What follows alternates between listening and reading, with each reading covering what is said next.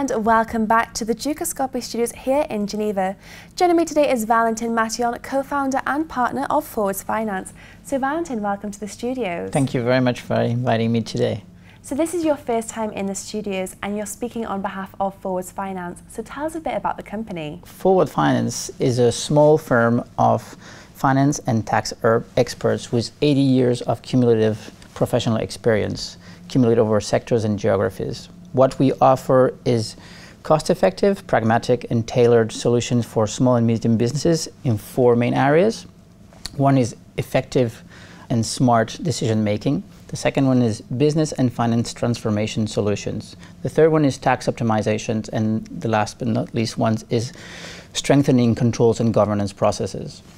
We've been operating now for a couple of months through a few clients, and we're obviously looking to enlarge our portfolio in the coming year.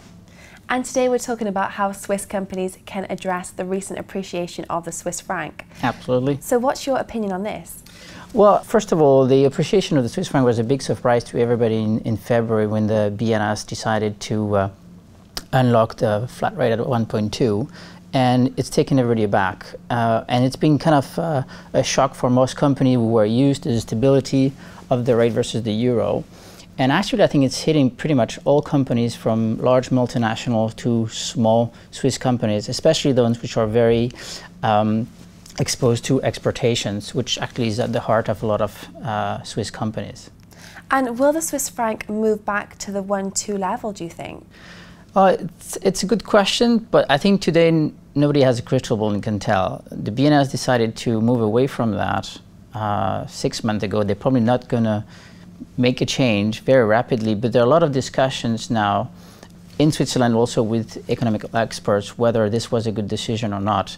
It seems that the rate is kind of stabilizing around 1.1 at the time, which doesn't really move away the challenge for the Swiss companies to look at their cost structure and to really focus on improving their cost management to be able to sell at a cheaper rate, and therefore to move more to high-end values solutions and products rather than looking at the cheap deliveries. So will it move back to 1.2?